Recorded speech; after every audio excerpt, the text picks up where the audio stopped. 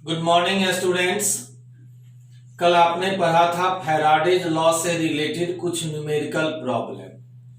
आज हम लोग देखेंगे एक इंपॉर्टेंट टॉपिक गैल्वेनिक सेल के बारे में, जिसे इलेक्ट्रोकेमिकल सेल भी कहते हैं या इसी को आप वोल्टाइक सेल भी कह सकते हैं। गैल्वेनिक सेल वह सेल है जिसमें केमिकल रिएक्शन के फलस्वरूप, रासायनिक अभिक्रिया के फलस्वरूप इलेक्ट्रिकल एनर्जी उत्पन्न होता है। वह सेल जिसमें केमिकल रिएक्शन के फलस्वरूप, chemical reaction means oxidation and reduction, ऑक्सीकरण अवकरण, जिसे रिडॉक्स रिएक्शन भी कहते हैं। रिडॉक्स रिएक्शन के फलस्वरूप इलेक्ट्रिकल एनर्जी उत्पन्न होता है।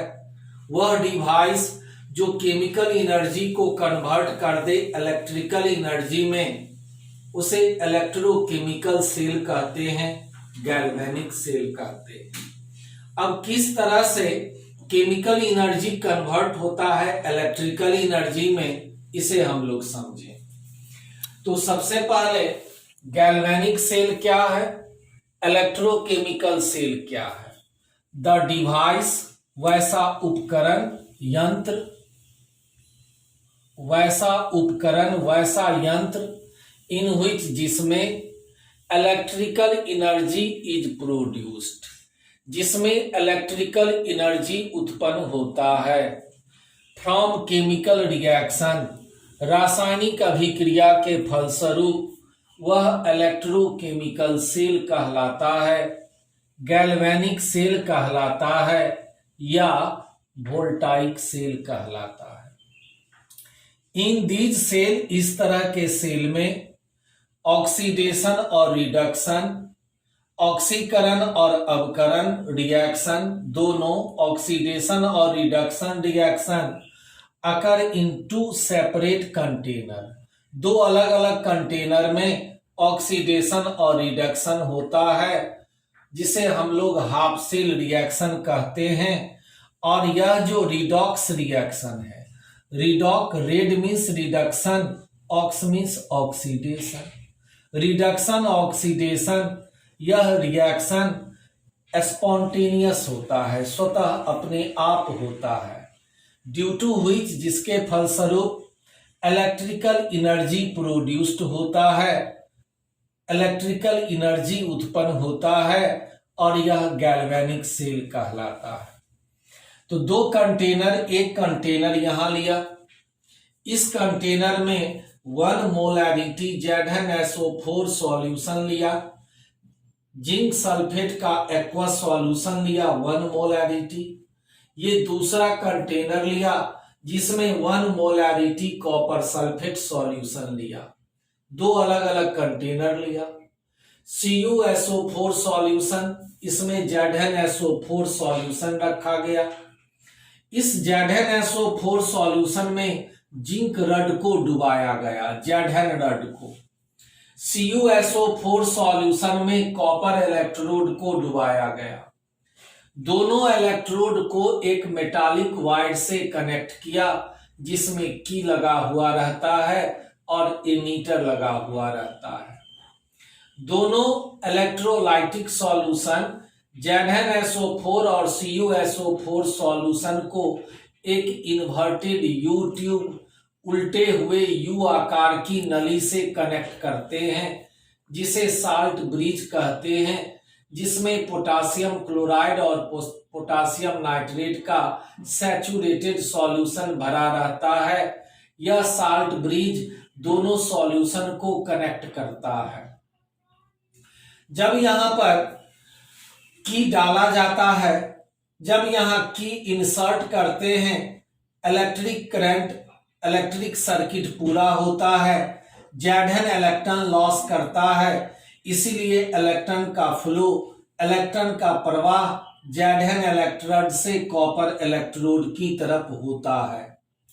जिस डायरेक्शन में इलेक्ट्रॉन का प्रवाह होता है, ठीक इसके विपरीत डायरेक्शन में इलेक्ट्रिक करंट का फ्लो होता है।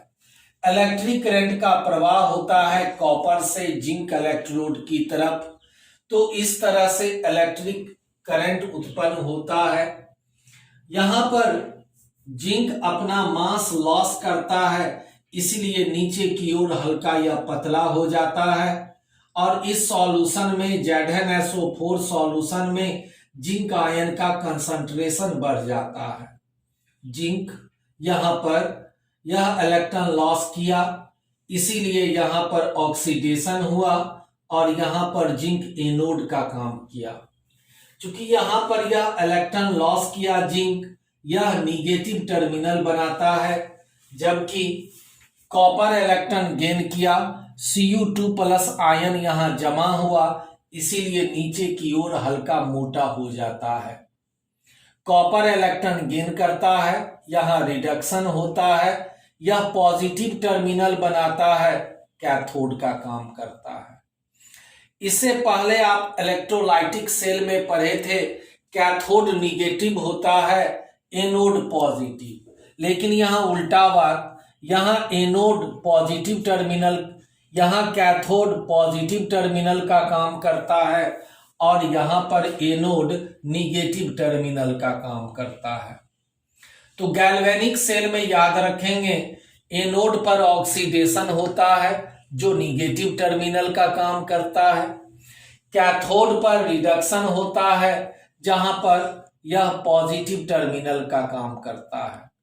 सारे कंफ्यूजन को दूर करने के लिए एक टेक्निक बताते हैं, इसे आप याद रखेंगे, अल्फाबेटिकल।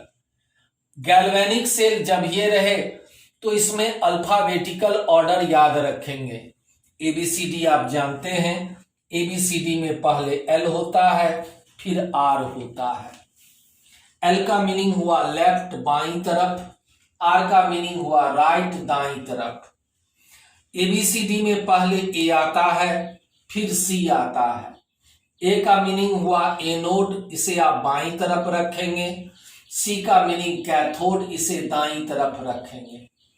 अल्फाबेटिकल पहले N होता है, फिर P होता है। N का मीनिंग निगेटिव, निगेटिव टर्मिनल जो एनोड बनाता है। P का मीनिंग पॉजिटिव टर्मिनल जो कैथोड बनाता है। अल्फाबेटिकल पहले O होता है, फिर R होता है।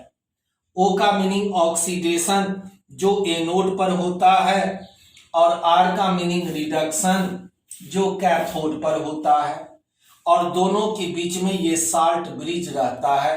यह जो इन्वर्टेड U ट्यूब है, इसे साल्ट ब्रिज कहते हैं। तो इस तरह से अब आप याद रखेंगे, अगर आपसे कभी पूछा जाए, और अक्सर पूछा जाता है ऑब्जेक्टिव में, गैल्वेनिक सेल में एनोड किस चीज का काम करेगा, निगेटिव टर्मिनल या पॉजिटिव, तो याद रखेंगे निगेटिव। एनोड पर क्या होगा, ऑक्सीडेशन या reduction, oxidation. Cathode positive terminal जहां रिडक्शन होता है। यह था गैल्वेनिक सेल के बारे में। यह डिवाइस कहलाया galvanic cell, voltaic cell, electrochemical cell.